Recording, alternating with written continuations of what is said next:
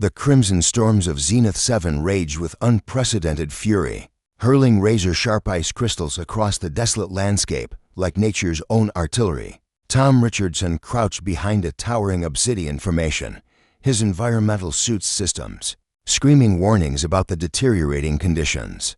He had been tracking anomalous energy signatures for 3 days, following readings that defied every scientific principle he'd learned during his decade as a xenoarchaeologist. The expedition from Earth had been meant to last 6 months, cataloging the ruins of what appeared to be an ancient civilization. Tom's colleagues had returned to the orbital station when the storms began, but he couldn't abandon his investigation. Something extraordinary lay buried beneath the crystalline surface of this forgotten world, something that called to him with an intensity that bordered on obsession.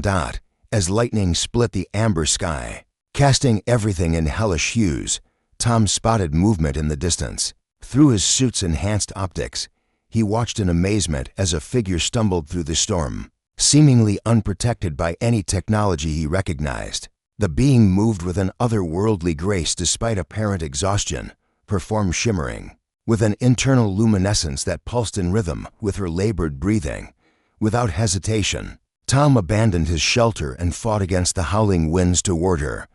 As he drew closer, his breath caught in his throat. She was undeniably humanoid, yet possessed an ethereal beauty that transcended any earthly standard. Her skin held the pale translucence of moonstone, while her hair flowed like liquid starlight despite the chaos surrounding them. Most striking were her eyes' deep violet orbs that seemed to contain entire nebulae swirling within their depths. She collapsed just as Tom reached her, her consciousness fading as he gathered her fragile form into his arms. The storm's intensity doubled, as if angered by his intervention, but Tom pressed forward with determination born of desperation. His portable shelter's emergency beacon guided him through the maelstrom until he finally reached the reinforced structure he'd deployed earlier.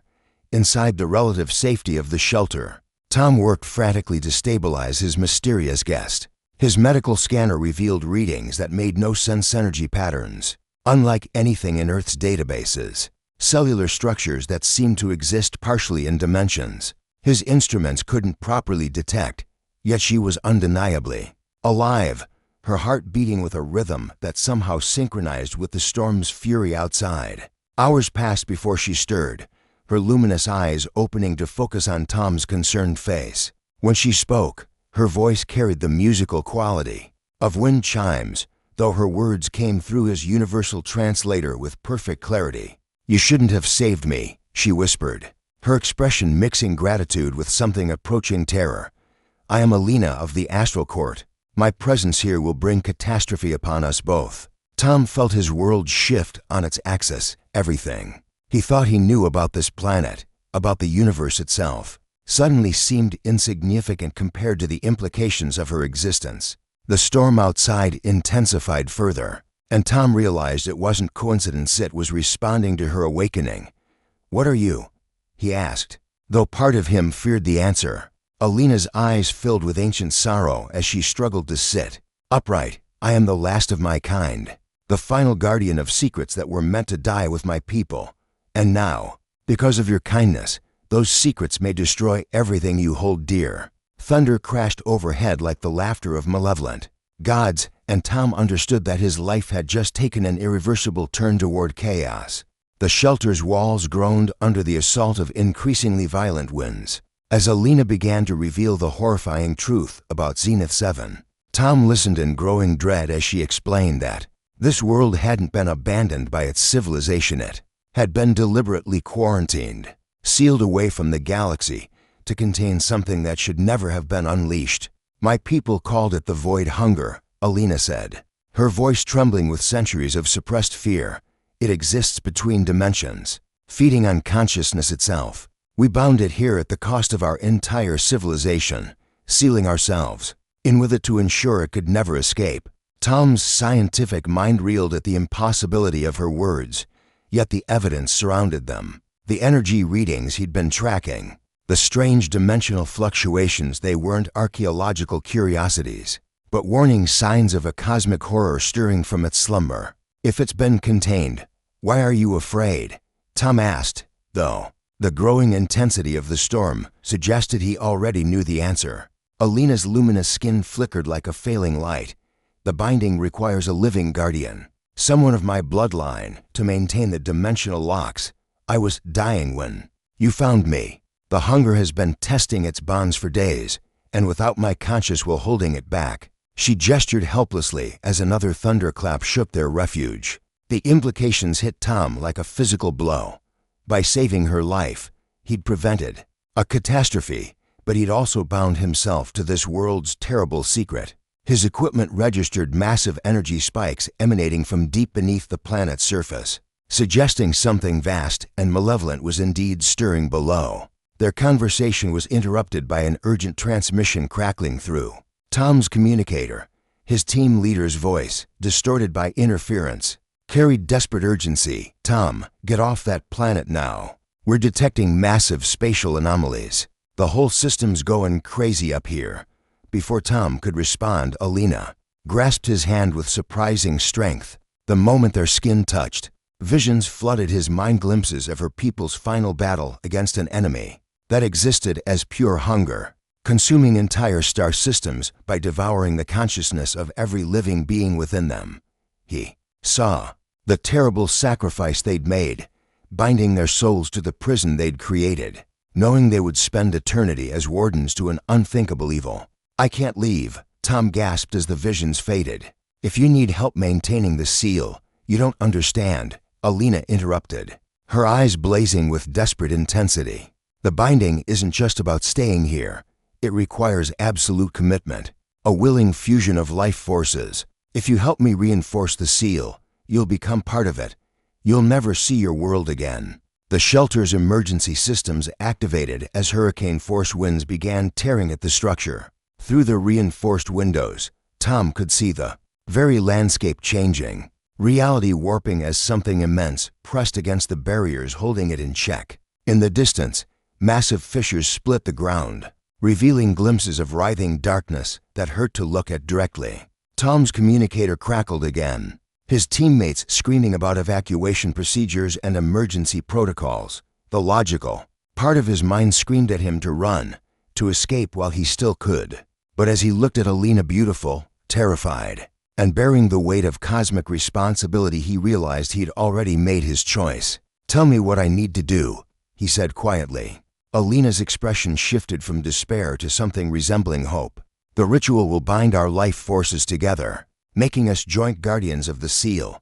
But Tom, once begun, it cannot be undone. We will share everything: consciousness, emotions, the burden of eternal vigilance." The ground beneath their shelter cracked ominously, and through the growing fissures came a sound like the universe itself screaming. Tom reached for Alina's hand without hesitation. "Then we better start before it's too late." The ancient ritual chamber lay deep beneath Zenith 7's surface, accessed through passages that defied 3-dimensional geometry. As Tom and Alina descended through corridors that seemed to exist in multiple dimensions simultaneously, the walls pulsed with hieroglyphs that shifted and changed when viewed directly. The air itself felt heavy with accumulated power and centuries of desperate hope. "The Astral Court built this place as their final sanctuary," Alina explained, her voice echoing strangely in the impossible architecture. Every symbol, every curve of these walls was designed to channel and focus consciousness itself. "It's here that my ancestors made their ultimate sacrifice." Tom's scientific instruments had long since given up trying to process their surroundings, displaying only error messages and warnings about dimensional instability. The deeper they went, the more he felt reality becoming negotiable, as if the normal laws of physics were merely suggestions in this place. The ritual chamber itself took Tom's breath away. A vast spherical room hung in space, its walls covered in constellations of living light that pulsed in harmony with Alina's heartbeat. At the center, a platform of crystalline material floated unsupported, surrounded by streams of energy that flowed like liquid starlight. "The binding circle," Alina whispered, her usual composure cracking as memories of her people's final moments flooded back. "Here, the last of my kind joined their consciousness to create an eternal lock on the void hunger's prison." But their arrival had not gone unnoticed. As they approached the platform, shadows began coalescing around the chamber's edges, not mere absence of light, but writhing manifestations of hunger given form. The void hunger, sensing the guardians in its domain, was testing the weakening barriers. "It knows we're here," Alina gasped, her luminous skin flickering as she fought to maintain her connection to the dimensional locks. "The ritual must begin now, before it breaks free." Tom stepped onto the crystalline platform, feeling energy course through his body like liquid fire. Alina joined him, their hands intertwining as ancient mechanisms responded to their presence. The constellation walls blazed brighter, and the streams of energy began converging on their position. "The binding will merge our souls," Alina said, her voice barely audible above the growing resonance of power. "You'll experience every memory, every emotion I've ever felt, and I'll become part of you forever." As the ritual began, Tom felt his consciousness expanding, touching something vast and beautiful and utterly alien. Alina's memories flooded through him, millennia of guarding this prison, the loneliness of being the last of her kind, the crushing weight of responsibility for protecting the galaxy from an unthinkable evil. But he also felt something else, love, desperate and pure, flowering between them even as reality bent around their joining souls. In Alina, he found not just a guardian of cosmic secrets, but a kindred spirit who had been alone for so long she'd forgotten what hope felt like. Their consciousness merged with explosive intensity, creating something greater than the sum of its parts. Tom felt his humanity expand to encompass Alina's celestial nature, while she discovered the warmth of human emotion tempering her ancient duty. Together, they reached out to grasp the failing dimensional locks, their combined will pouring strength into barriers that had held for countless centuries. The void hunger recoiled, as fresh power reinforced its prison, its frustrated screams echoing through dimensions. The shadow forms writhed and dissipated, unable to maintain cohesion in the face of the renewed binding. But victory came at a price neither had fully understood. As their souls fused completely, Tom felt his connection to Earth, to his old life, stretching and finally snapping. He was bound to this place now, as surely as gravity bound planets to their stars. "We did it," Alina whispered, her form now shimmering with shared humanity while Tom's body glowed with borrowed starlight. "The seal holds." Yet even as they celebrated their success, both sensed something troubling in their expanded awareness. The void hunger had retreated, yes, but in its brief freedom, it had managed to send out a signal, a call to others of its kind scattered across the cosmos. Their victory was only the beginning of a much larger war. The weeks following the binding brought both ecstasy and terror to Tom and Alina's merged existence. Their souls, now inextricably intertwined, created a connection deeper than anything either had imagined possible. They could feel each other's thoughts, share emotions across dimensions, and their combined power had stabilized the prison containing the void hunger more effectively than ever before. But their moment of triumph was shattered when the first response to the entity's signal arrived. The attack came without warning, a fleet of biomechanical ships that seemed to phase in and out of reality, their hulls writhing with the same hungry darkness they'd fought beneath Zenith 7's surface. These weren't mere vessels, but living extensions of other void entities, drawn by their imprisoned kin's desperate call for liberation. Harbinger ships, Alina gasped as they watched from their underground sanctuary, her inherited memories providing terrifying context. Other colonies infected by the hunger, they've come to free their master. The orbital station where Tom's colleagues waited became the first casualty. Through their enhanced perception, Tom and Alina watched in horror as the research vessel was consumed not by weapons, but by something far worse. The ship's crew simply ceased to exist, their consciousness devoured while their bodies became empty husks piloting their transformed vessel toward the planet's surface. "We have to evacuate the remaining teams," Tom insisted, his human compassion warring with the cosmic perspective he'd gained through their binding. "There are 15 other archaeological expeditions across the system. You don't understand," Alina replied, her celestial nature recognizing the futility of their situation. "The harbingers don't just kill, they convert. Every mind they consume becomes part of their collective hunger. Rescue missions would only provide them with more resources. Their argument was interrupted by a psychic scream that echoed through their merged consciousness. The imprisoned void entity, sensing its approaching allies, had begun a final desperate assault on its dimensional cage. The prison that had held for millennia was cracking under pressure from both within and without. In the ritual chamber, the constellation walls flickered and dimmed as stress fractures appeared in reality itself. Tom and Alina rushed to the binding circle, their combined will straining to reinforce the failing barriers. But even their merged power wasn't enough to hold back the assault. From multiple directions, the ritual was designed for a single guardian, maintaining a stable prison. Alina explained through gritted teeth as they poured their energy into the dimensional locks. It was never meant to withstand this kind of coordinated attack. Above them, the surface of Zenith 7 erupted in chaos as harbinger ships began landing. Each vessel disgorged creatures that had once been sentient beings from a dozen different species, their forms twisted by the hunger into instruments of consumption and conversion. They moved with terrifying purpose toward the hidden entrance to the ritual chamber. They're coming for us, Tom realized, feeling the approaching horde through their expanded awareness. How long before they break through? Minutes, Alina replied, her luminous form flickering with exhaustion. Maybe less. In that moment of crisis, their love became both salvation and weapon. The emotional bond between them, strengthened by their shared consciousness, generated a type of energy the void entities couldn't process, something antithetical to their nature of pure hunger.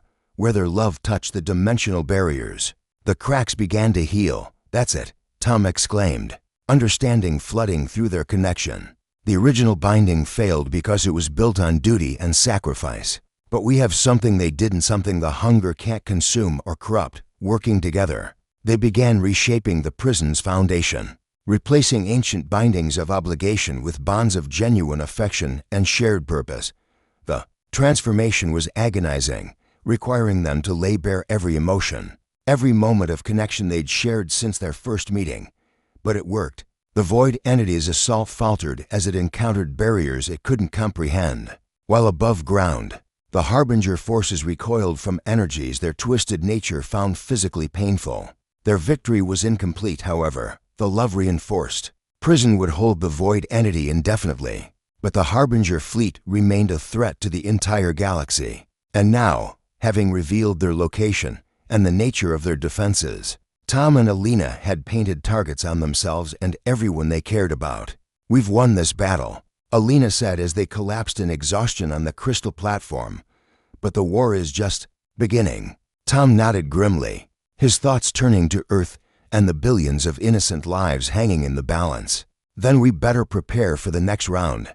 As if summoned by his words, another psychic signal echoed through space, not the hungry call of a void entity, but something else entirely. Somewhere in the cosmos, others had heard the battle and were coming to investigate.